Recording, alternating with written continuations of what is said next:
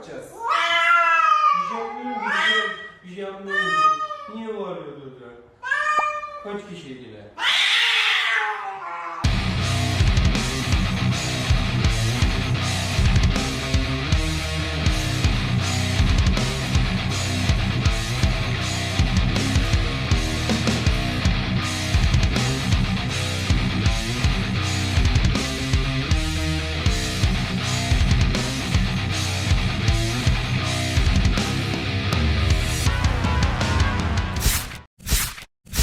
Welcome guys, Oddie here, and this is Liam's ultimate build for Valkyr after her famous, or for some, infamous rework. Timestamps will be available for all the sections in the description. The shards on the build will be completely optional, but you can take full 5 red power strength shards, or yellow energy orb effectiveness shards, cast speed, or even combine them. If you don't understand something, pause, rewind the video, ask in the comments, or tune into Twitch streams and we will swiftly respond.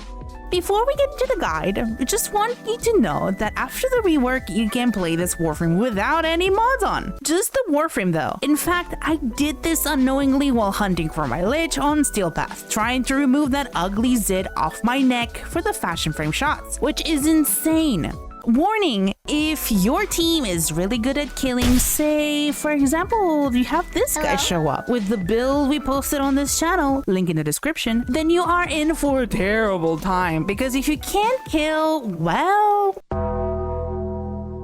Moving on, starting with abilities. Her passive prevents her from doing that annoying superhero landing when falling from a high place, and more importantly, oh boy, no more melee attacks, and the melee influence arcane both grant you rage on kills and assists, increasing her melee damage up to 300%. When the meter is past this line on fatal damage taken, Valkyr consumes all of her rage to prevent death and become invulnerable for 5 seconds. And yes, you can gain rage during the invulnerability window, and with no cooldown on death prevention, you can chain the invulnerability to no end. While melee hits grant the least amount of rage, they can be triggered multiple times per enemy. To note, I didn't mention influence there because it doesn't count as a melee hit, it only counts on kill. That is why you will see your bar fill by itself from time to time, even if you're not hitting anything. Rage stops decaying briefly whenever you gain rage, and oh, this buff? It can't be nullified and it costs no energy. You have no power here. This is currently the most busted passive in the game by far. Rip line takes you to the location you casted, and if you hit an enemy, it will also group everything upon reaching her target, which scales with range. Rip line can be cancelled by jumping or pressing melee during use. War Cry gives you attack speed that scales up with strength, but more importantly, it gives you armor, which when paired with a certain arcane, gives you more energy than Prime Flow because of her massive base armor. This buff can affect your allies in affinity range, but who cares about the team? You're Valkyr! There's no team in Valkyr! And there is no I in Valkyr. Just the why wouldn't you play her? She's just brain dead easy to play. Paralysis applies melee damage vulnerability and slow on enemies in radius around her. That scales with ability strength and range. Hysteria has a modding screen and it's an exalted melee weapon. And it's complete trash. So don't bother modding or formatting it. We're taking Rhino Roar instead, the superior ability, which triple dips into melee influence. How do we use the abilities? Maintain her 2 and 4 by killing and recasting. Spam her 1 to group and get around the map. Occasionally use her 3 on tanky enemies, or just ignore the 1 and 3 and just caveman spam her melee. Going into the Warframe build.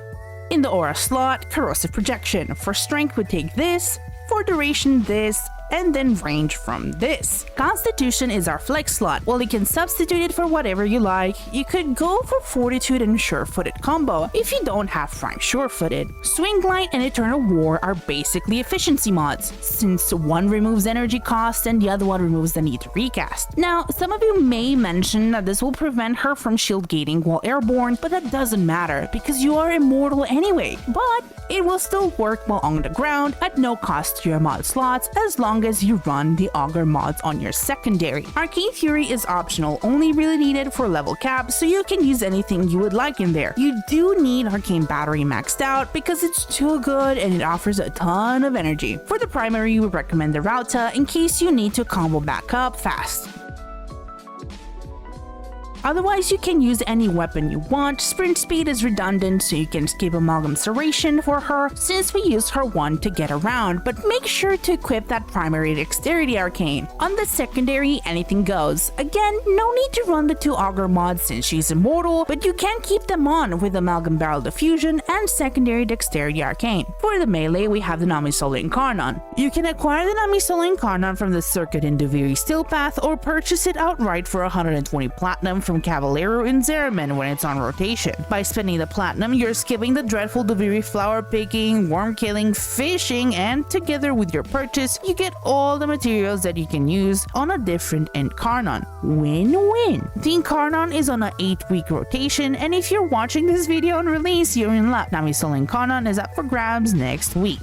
The Namisola Incarnon important perks are Evolution 3 Perk 1 Lone Blade and Evolution 4 Perk 3 Absolute Dominion. For status chance and viral, we run this for crit, that for range, and Shocking Touch for electric damage to trigger melee influence. Watch out for your elemental damage numbers. Make sure your viral damage is lower than electric but higher than slash. That way we make sure to get the procs we need to ensure melee influence is triggering. As mentioned before, melee influence counts as tagging enemies for assist as well as granting rage on kill, so adjust your Vicious Frost and Virulent Scourge levels accordingly, with one of them being unranked. Speaking of ribbons, Galvanized Steel is the weakest mod. If you want to add a ribbon, you take it out. The god tier ribbon stats are range, electric, attack speed, and minus slash, with range and minus slash being mandatory, followed by electric being the biggest damage increase out of the remaining stats, and attack speed being down to personal taste. You can also look for crit damage, crit chance. Outside of this build, this ribbon roll is the general god roll for Namisola, with no Warframe related buffs, so it can serve multiple purposes. That's why we recommend it. You can expect to pay or get 10,000 platinum for this ribbon on average. Get your funny up, not your money up.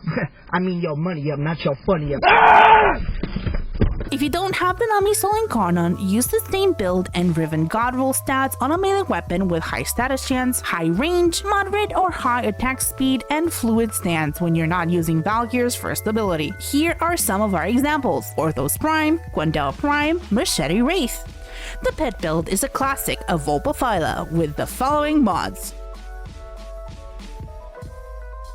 For Focus Cool, Madurai for Cascade as always, and Zenrik for normal missions. With all of that out of the way, into the questions we go. What are you talking about? Hysteria is amazing. Why do you say it's trash? Well, first of all, the status chance is subpar along with the range. Then it goes glug on your energy pool, sucking 5 energy per second. Because paralysis is vulnerability now, any weapon that lacked damage in comparison to her Hysteria can close the gap, enough to make her 4th ability irrelevant. Although some of you could say, just use enough efficiency. It's an unnecessary drain that can be substituted for better abilities, especially since it's positioned in the 4th slot, which is perfect for Precision Intensify. She no longer has invulnerability. So now you are free to choose whatever melee weapon you want, which will easily beat this. Why not range? Gathering enemies from too far away won't make it on time to the automatic swing, and sometimes they get caught in terrain. Can this build do a level cap? It can, but there's a catch. As I said at the start, if your party has legalized nuclear bombs disguised as warframes, you will have a hard time keeping your passive up. So in short, you have all the right tools for level cap, but other frames are more capable. Why are you building range? Her rip line is trash. The ability is not only great for grouping, but it's a good mobility tool too, especially if you use her augment, which makes the ability free while airborne, and you can keep resetting it by double jumping.